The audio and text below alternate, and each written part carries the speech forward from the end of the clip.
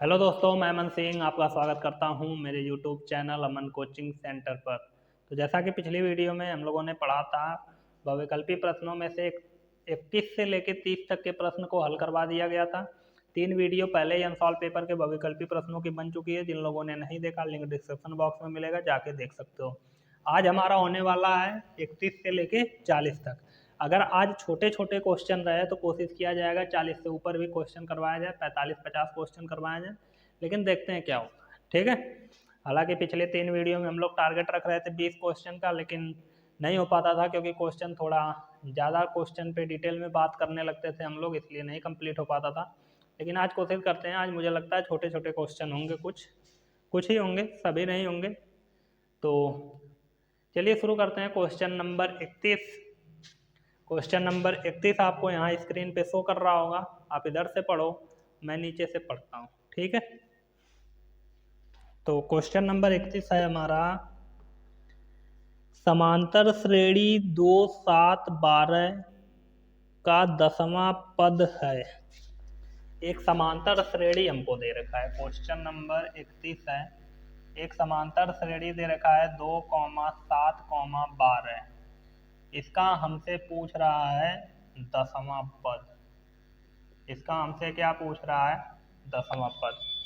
एक समांतर श्रेणी दे दिया है और इस समांतर श्रेणी का हमसे 10वां पद पूछ रहा है। तो जिन लोगों ने पिछली वीडियो देखा है वो लोग तो तुरंत कर देंगे क्वेश्चन को, लेकिन जो लोग नए हैं उनके लिए मैं एक बार इस पर और डिटेल में बात करता हूँ कि क्या क्या चीज़ें हैं। जी, जो लोग समांतर श्रेणी वाला चैप्टर पढ़े होंगे उनके लिए तो आसान होगा, जो लोग नहीं पढ़े होंगे उनको भी समझ में आ जाएगा। कोई कठिन नहीं होता है, बहुत आसान होता है। बस यहाँ पे एक फार्मूला ध्यान में रखना है। फार्मूला कौन सा ध्यान में रखना है? Tn बराबर a plus n minus 1 into D. अब ये किसी किसी बुक में an भी लिखा होता है, तो इससे कंफ्यूज नहीं होना है। यहाँ an लिखो या Tn लिखो, बात एक ही है। Tn का मतलब होता है nवां पद। हमको 10वां पद निकालना है, तो n की जगह 10 रख देंगे तो ये 10वां पद हो जाएगा। ए हमारा क्या है? ए को बोला जाता है प्रथम पद। ए हमारा यहाँ पे क्या है? प्रथम पद। n क्या है? पदों की संख्या। पदों की संख्या। पदों की संख्या मतलब 10वां पद पूछा है तो n की जगह 10 रख देंगे। डी जो है ये सबसे इंपॉर्टेंट है, ये हमारा है सारवंतर। डी है हमारा सारवंतर। तो ये जितनी भी चीजें इस फार्मूले में लिखी हैं सब इसी में मिलेगा, कहीं दूर जाके खोजने की जरूरत नहीं है। तो हमारा प्रथम पद ए बराबर क्या हो जाएगा? इस श्रेणी से देखोगे, मैं डायरेक्ट रखता हूं ना, क्या अलग से लिख के करेंगे? Tn। तो कौन सा पद ज्ञात करना है? 10वां। तो n की जगह 10 रख देंगे, बराबर लगाए बराबर लगा देंगे। ए जो है वो प्रथम पद है। इस समांतर श्रेणी में सबसे पहले नंबर पे कौन है? 2। तो ए की जगह 2 रख देंगे, 2 हमारा प्रथम पद है। ठीक है। प्लस लगाए, यहाँ पे प्लस लगा दिया। n माइनस 1, तो कोष्टक लगाया तो पहले कोष्टक लगाएंगे। n का मान दे रखा है 10, 10वां पद बोला है तो n की जगह 10 रखेंगे, माइनस 1 इंटू डी सारवंतर। सारवंतर का मतलब है कि कोई भी 2 पद पकड़ लो, बाद वाले पद में से उसके पहले वाला माइनस कर दो। इसमें से इसको माइनस करेंगे, 7 में से 2 तो आएगा 5। इसमें से इसको भी माइनस करोगे तब भी 5 ही आएगा। तो तुम्हारी जो इच्छा करे, जिसमें से मन करे उसमें से माइनस कर सकते हो। बस इसी को हल कर देंगे और आंसर मिल जाएगा। तो T10 बराबर 2 प्लस 10 में से 1 घटेगा 9, यहाँ कुछ नहीं है तो गुणे है 5। तो कितना आ जाएगा? T10 बराबर, पहले गुणा करते हैं फिर जोड़ते हैं, तो 9 × 5 = 45, 45 × 2 = 47। तो जो भी विकल्प हमारा 47 दिया होगा वो विकल्प सही होगा। तो देखते हैं कौन सा विकल्प है। विकल्प नंबर सी। जो विकल्प सी है वो हमारा दे रखा है 47। तो उम्मीद करता हूँ समझ में आया होगा। पीछे भी 2 क्वेश्चन बताए जा चुके हैं इस टॉपिक से, शायद एक क्वेश्चन लगाने के लिए दिया था, 29वां बताया था इसी टाइप का। 29, 30, 31 सब एक ही टाइप के थे। ठीक है। तो 10 क्वेश्चन हो चुके हैं, 10 क्वेश्चन बोल रहा हूँ, 10वां पद निकल चुका है, 31 क्वेश्चन हो चुके हैं। तो उम्मीद करता हूँ ये पूरा क्वेश्चन समझ में आया होगा। बहुत आसान क्वेश्चन था, बस ये फार्मूला ध्यान में रखना और फार्मूले में जो जो चीज़ें उनके बारे में पता रखना कि ये कौन सी चीज़ क्या है। ए प्रथम पद है, n पदों की संख्या है, डी सारवंतर है। ठीक है। अब 10वां पद निकालना है तो n की जगह 10 रखेंगे और यहाँ 10 रखेंगे T10 हो जाएगा। T10 का मतलब 10वां पद। सब कुछ रख के मान बस गुणा और करना है और जोड़ना है और एक बार घटाना भी है यहाँ पे, तो आंसर आ जाएगा। अब इतना तो 10 में पढ़ते हो तो तुमको जोड़ना घटाना तो आना ही चाहिए। ठीक है, तो चलते हैं अगले क्वेश्चन पे। क्वेश्चन नंबर 32 जो कि इधर शो कर रहा होगा। तो क्वेश्चन नंबर 32 हम लोग देखते हैं क्या है। क्वेश्चन नंबर 32 मैं पढ़ता हूँ। क्वेश्चन नंबर 32 हमारा है, त्रिभुज ABC में DE समांतर BC। एक बोला है त्रिभुज ABC है, जिस त्रिभुज में DE समांतर है BC के, और कुछ दे रखा है, और AD बटे DB बराबर 5/3। AD बटे DB बराबर दिया है 5/3। तो हमसे बोल रहा है कि AE बटे AC का मान ज्ञात कीजिए। AE बटे AC बराबर क्या होगा ये बताना है। AC बटे AE बराबर क्या होगा ये बताना है। तो कुछ नहीं करना, सिंपल बस जो लोग त्रिभुज वाला चैप्टर पढ़े हैं वो लोग आराम से कर सकते हैं। जो लोग नहीं पढ़े हैं, देखो उनके लिए मैं एक बात बताता हूँ कि त्रिभुज में एक प्रमेय पढ़ाई गई होगी कि अगर दो त्रिभुज समरूप होते हैं तो संगत भुजाओं का अनुपात बराबर होता है। जैसे क्या मैं बोल दिया, जो लोग नहीं पढ़े उनको तो हवा भी नहीं लगी होगी क्या बोल दिया। जैसे मैं कह रहा हूँ कि एक त्रिभुज है, ठीक है, एक त्रिभुज है ABC, एक त्रिभुज है ABC। अब कहोगे क्वेश्चन में केवल ABC लिखा है और जो हल करना है उसमें DE आ गया, AE आ गया, मतलब D और E भी आया है। इसमें D और E तो दिख नहीं रहा है, ABC है। तो मैं बता देता हूँ कि इसमें दिया भी है DE समांतर BC, मतलब ये जो BC दिख रहा है इसी के समांतर इसके ऊपर ये DE है। ये क्या है हमारा DE। अब ये DE BC के समांतर है, तो जब ये इसके समांतर होता है तो ये ऊपर जो छोटा वाला त्रिभुज बनता है ना, ये पूरे बड़े वाले त्रिभुज के समरूप होता है। मतलब हम कह सकते हैं कि त्रिभुज ADE समरूप होगा त्रिभुज ABC के, त्रिभुज ABC के। तो जब दो त्रिभुज समरूप होते हैं तो संगत भुजाओं का अनुपात बराबर होता है। तो संगत भुजाएं कौन सी होंगी, जैसे इसके जैसी इस बड़े वाले त्रिभुज में AB हो जाएगा, तो AD बटे AB, AD बटे AB बराबर होगा AE बटे AC, बराबर होगा AE बटे AC, बराबर होगा इस त्रिभुज की DE और इस त्रिभुज की BC। तो DE बटे BC, DE बटे BC। अब हमको निकालना है AE बटे AC, जो कि यहाँ साफ साफ दिख रहा है AE बटे AC है। अब ये AE बटे AC इसके भी बराबर है, इसके भी बराबर है, दोनों में से किसी न किसी का मान दिया है यहाँ पे। जैसे AD बटे DB, AD बटे DB ये दे रखा है AD बटे DB बराबर 5/3। AD बटे DB बराबर कितना दे रखा है 5/3, और पूछा है AE बटे AC, AE बटे AC ये पूछा है, दिया है AD बटे DB मतलब इसका अनुपात दिया है। अब पूछ रहा है AE बटे AC, मतलब ये और ये दिया है, ये 5:3 है, मतलब 5/3 है। तो 5 ये है, ये 3 है, तो पूरा AB कितना हो जाएगा हमारा, AB हो जाएगा 5 3 8। तो अगर AD बटे AB लिखना हो तो AD हमारा तो 5 है, लेकिन AB कितना हो जा रहा है 5 3 8 बराबर AE बटे AC। तो AE बटे AC बराबर आ गया 5/8। अब जो बहुत ज़्यादा अपने आप को तेज बनते हैं लड़के, वो यहाँ पे गलत कर देते हैं। वो कहते हैं कि जब समरूप त्रिभुज समांतर दिया तो समरूप तो हो ही जाएगा, और जब समरूप हो जाएगा तो इसी के अनुपात के बराबर दूसरा भी हो जाएगा, तो जो ये है वही इसका भी होगा। और विकल्प में ये जरूर दिया होगा, मैं गारंटी के साथ बोल सकता हूँ कि ये विकल्प में यहाँ तुमको दिख रहा होगा। और 80% लड़के इसी पे ट्रिक मार के आएंगे, इसी को वो MR सीट में भर के आएंगे इसी वाले विकल्प को, लेकिन वो रॉन्ग है। क्यों रॉन्ग है, AD बटे DB दे के AE बटे AC पूछ रहा है, AE बटे AC मतलब इस छोटे वाले का और इस बड़े वाले का अनुपात पूछ रहा है, दे रखा है दोनों छोटे वाले का अनुपात।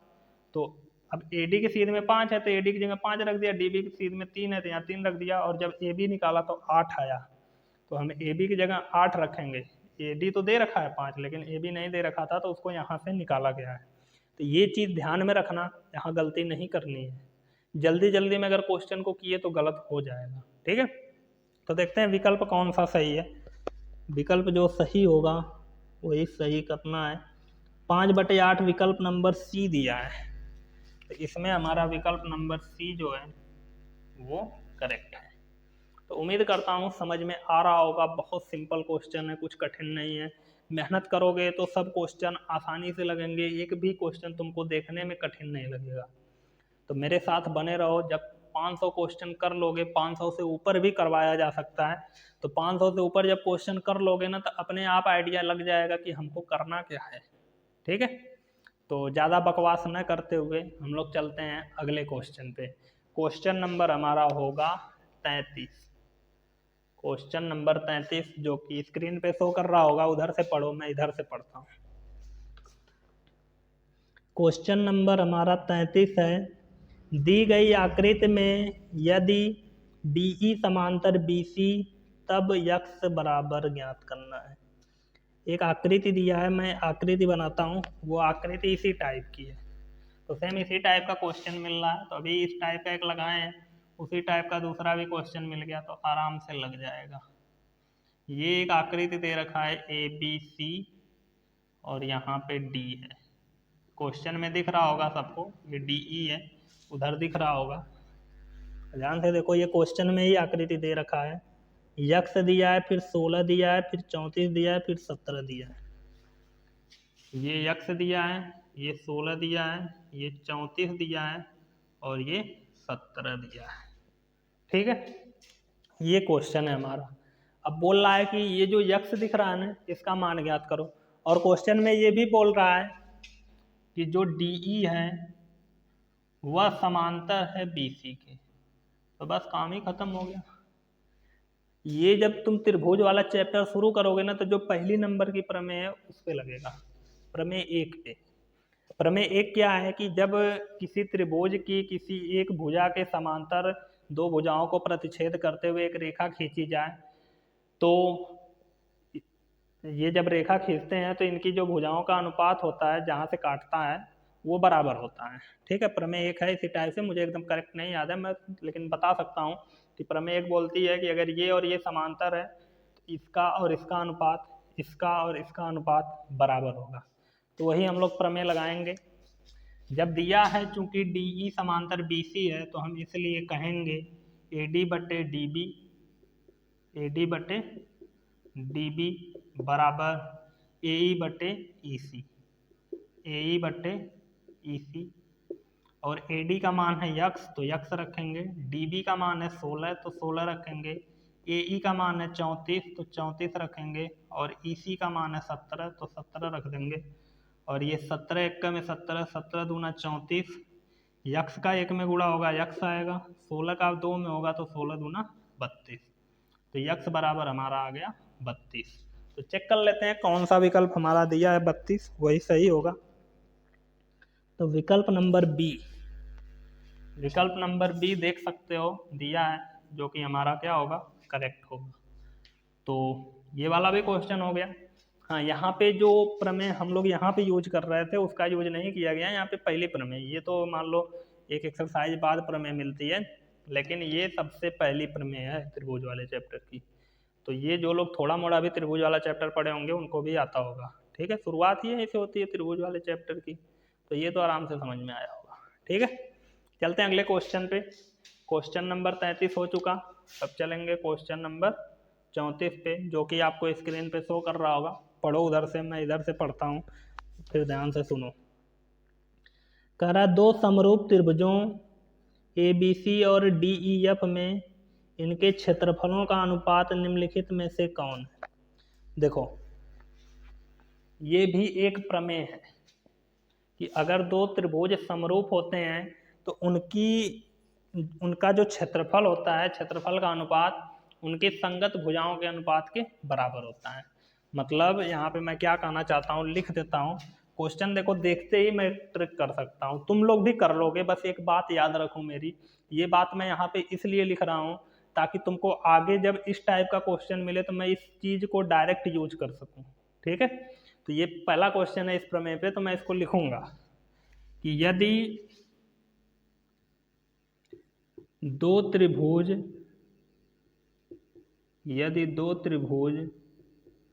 समरूप होते हैं तो उनके क्षेत्रफलों का अनुपात लिखते हैं, तो उनके क्षेत्रफलों का अनुपात उनकी संगत भुजाओं के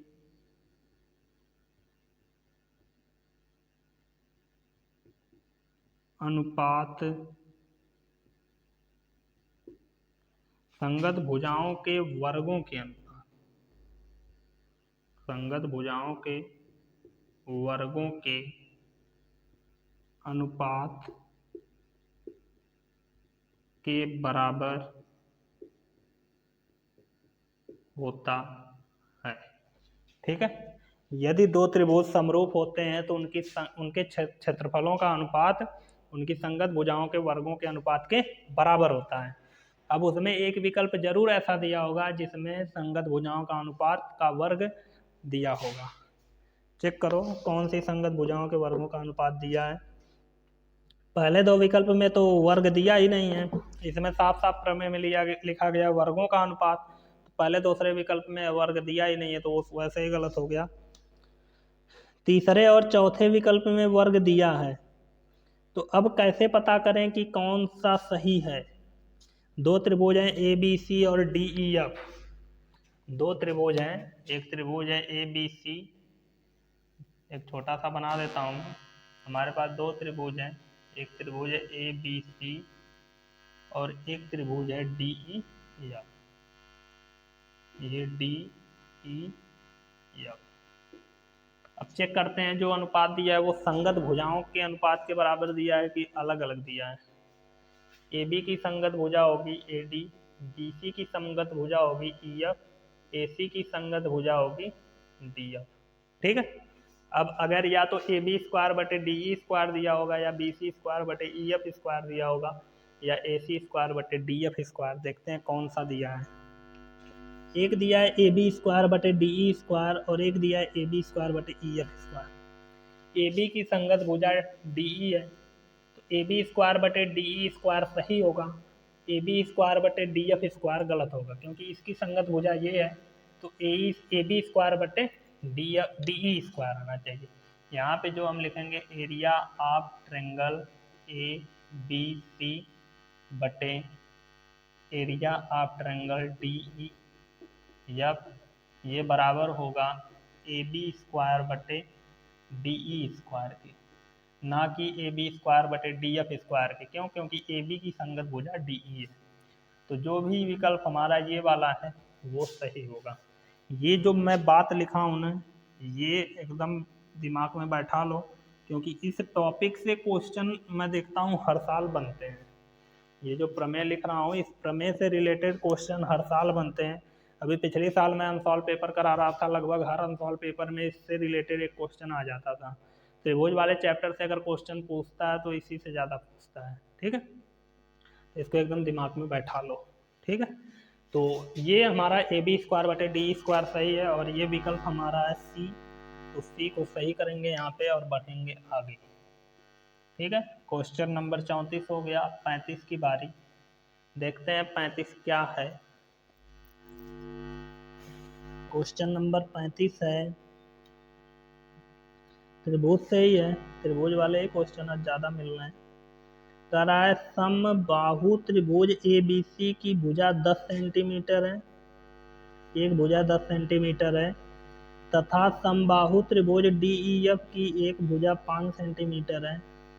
तो त्रिभुज ए बी सी और डी ई एफ के क्षेत्रफलों का अनुपात लिखिए। सिंपल सा है, बहुत आसान है।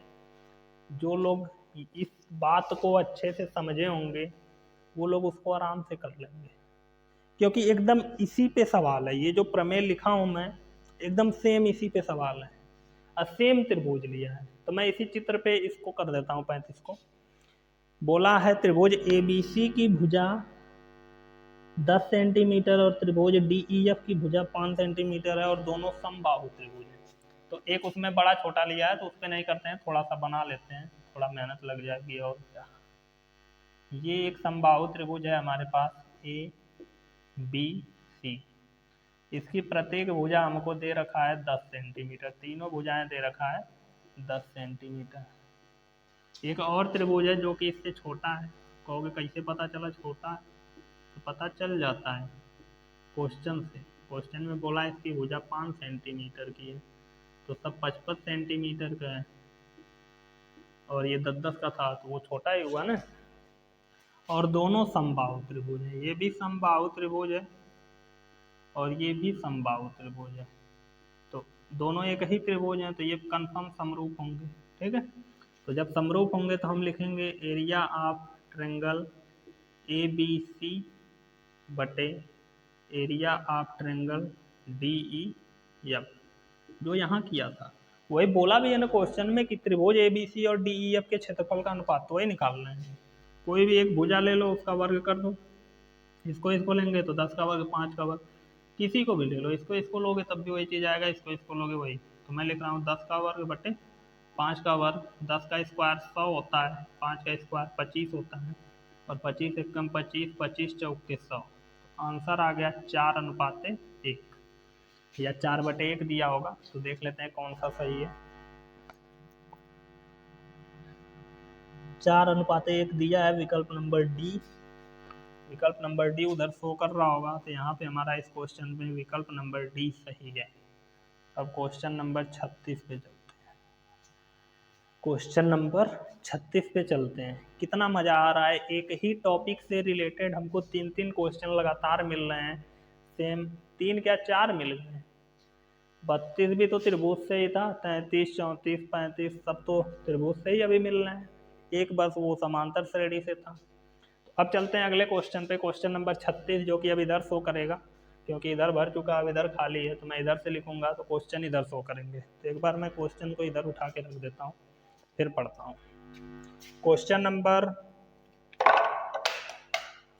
एक मिनट,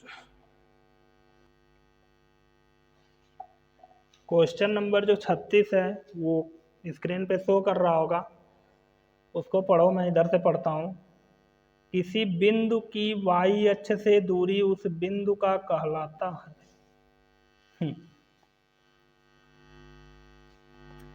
क्वेश्चन कैसे घुमा रहा है, इसको सोचो तो। कह रहा है किसी बिंदु की y अक्ष से दूरी, किसी बिंदु की y अक्ष से दूरी उस बिंदु का कहलाता है। बोला है विकल्प ए y निर्देशांक, विकल्प बी x निर्देशांक और विकल्प सी कोटि और डी y अक्ष। किसी बिंदु की y अक्ष से दूरी, देखो जो लोग नहीं जानते y अक्ष क्या चीज़ है, तो देखो ये चतुर्थांश होता है, इसमें ये x अक्ष होता है और ये y अक्ष होता है। इसको माइनस x अक्ष बोलते हैं, या x डैश भी लिखा होता है, इसको माइनस y अक्ष बोलते हैं। अब क्वेश्चन क्या बोल रहा है कि y अक्ष से कोई बिंदु की दूरी क्या कहलाएगी।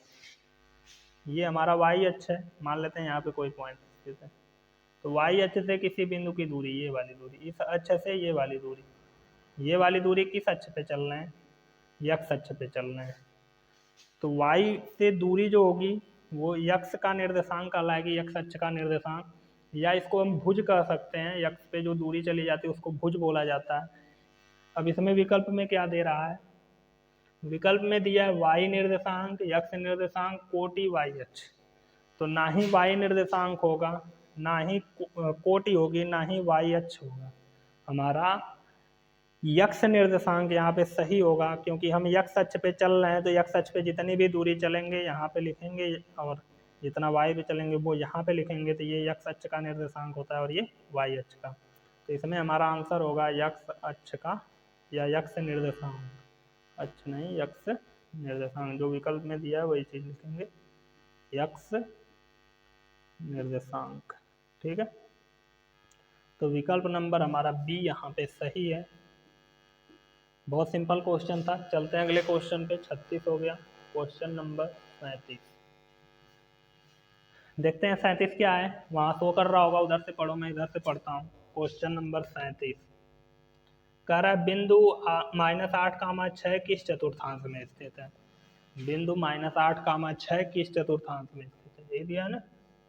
हाँ, बिंदु -8, 6 कौन से बिंदु की बात कर रहा है। बिंदु -8, 6 ये कौन से चतुर्थांश में स्थित है, ये बोल रहा है। तो कौन से चतुर्थांश में स्थित है, सिंपल है। देखो ये जो चतुर्थांश बना है, मैं इधर बना रहा हूँ। अब सबका नाम भी देखना है हमको। तो अभी बताया कि ये x अक्ष है, ये y अक्ष है, ये -x अक्ष है और ये -y अक्ष है। अब हम चिन्ह को देख के पहचानते हैं कि ये कौन से चतुर्थांश में स्थित है। चिन्ह कैसे देखेंगे, कोष्टक में बना के चिन्हों को लिखते हैं। जैसे पहले x अक्ष वाला लिखते हैं, फिर y अक्ष वाला। पहले x वाला लिखेंगे, फिर y वाला। तो x पहले हमारा क्या है, प्लस में है, फिर y भी इसमें क्या है, प्लस में है। तो प्लस कॉमा प्लस हो गया। इसमें आओगे तो पहले x वाला लिखेंगे, फिर माइनस वाला। तो इस वाले चतुर्थांश में x माइनस में है और y हमारा प्लस में है, तो माइनस कॉमा प्लस हो जाएगा। इस चतुर्थांश में आओगे, x माइनस में और y भी माइनस में, तो माइनस कॉमा माइनस हो जाएगा। और इसमें आओगे तो x प्लस में है और y माइनस में है, तो प्लस कॉमा माइनस हो जाएगा। इसको बोलते हैं प्रथम चतुर्थांश, इसको बोलते हैं द्वितीय चतुर्थांश, इसको बोलते हैं तृतीय चतुर्थांश, इसको बोलते हैं चतुर्थ चतुर्थांश। ठीक है। अब देख लो, ये माइनस है और ये क्या है, प्लस है। तो माइनस कॉमा प्लस किस में है, दूसरे वाले में है। ये तो प्लस प्लस है, ये माइनस माइनस है, ये प्लस माइनस है। हमारे पास माइनस कॉमा प्लस है जो कि दूसरे चतुर्थांश में है। तो ये कौन से चतुर्थांश में स्थित होगा, दूसरे चतुर्थांश, दूसरे चतुर्थांश। तो हमारा जो भी ऑप्शन में होगा दूसरा चतुर्थांश, वो विकल्प सही होगा। तो 37 में विकल्प नंबर बी द्वितीय दिया है, द्वितीय दिया है। विकल्प नंबर बी हमारा जो है वो हमारा सही है। तो क्वेश्चन नंबर 37 सिंपल था। चलते हैं 38 पे। क्वेश्चन नंबर 38 जो कि स्क्रीन पे शो कर रहा होगा, उधर से पढ़ो, मैं इधर से पढ़ रहा हूँ। 38 भी इसी टाइप का है। बिंदु -4, 3 की स्थिति किस पाद में है, वही चीज है।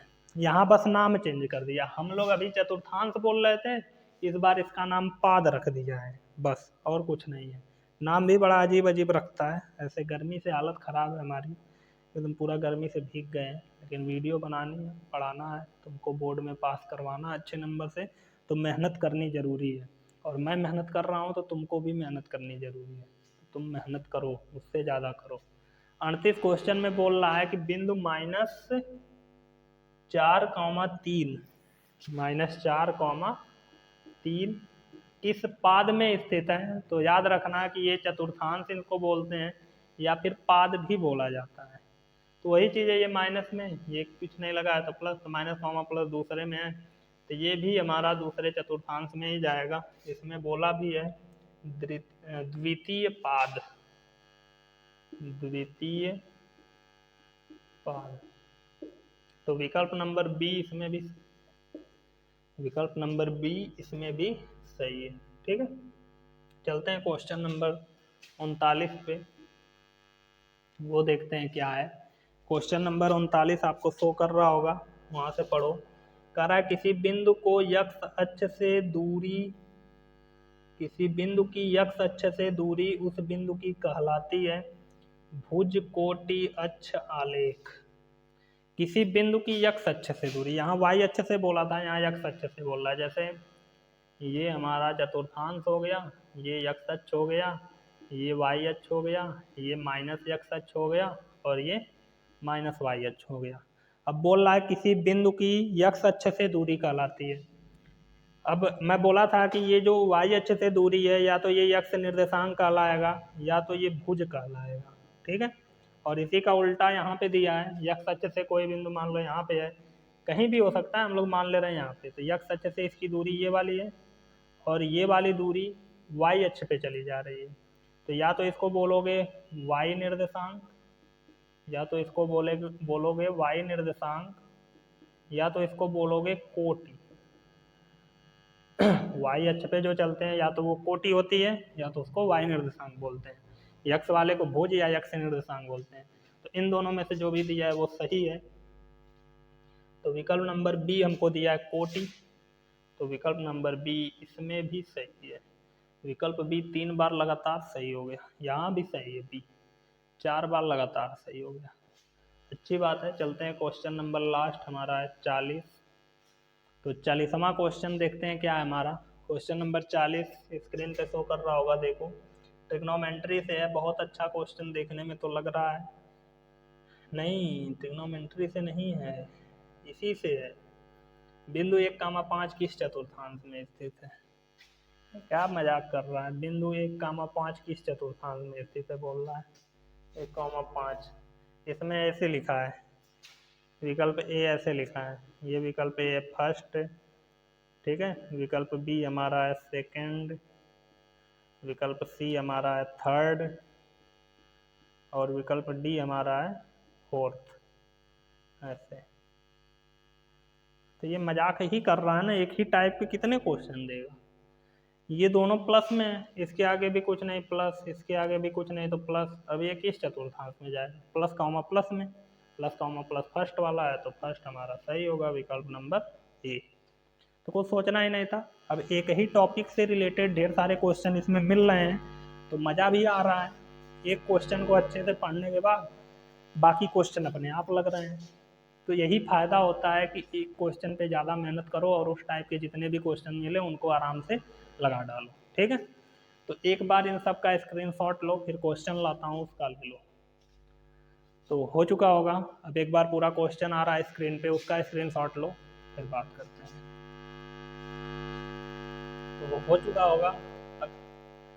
अगर तुमको इस सभी क्वेश्चन में कहीं भी दिक्कत आती है तो कमेंट बॉक्स खुला हुआ है, कमेंट करो वहाँ पे जहाँ नहीं समझ में आया। तो इस टॉपिक के अभी और भी आगे क्वेश्चन मिलने वाले हैं, जितने भी पढ़ रहे हो तो आगे भी अच्छे से बात कर लेंगे उन क्वेश्चन पे, ठीक है। तो मिलते हैं नेक्स्ट वीडियो में, तब तक के लिए बाय बाय। और हाँ, चैनल पे नए हो तो सब्सक्राइब कर देना, क्योंकि मेहनत ज़्यादा हो रही है इस समय, गर्मी के माले हालत ख़राब है, फिर भी वीडियो बन रही है, ठीक है। तो ये सब तुम लोगों के लिए ही है, चैनल भी तुम्हारा ही है, तो ज़्यादा मेहनत करो इस पर और सब्सक्राइब करके जाओ और बेल आइकन दबा देना ताकि अगली वीडियो आए तो नोटिफिकेशन मिल जाए। बाकी मेहनत करते रहो, बोर्ड में तैयारी अच्छी करनी है।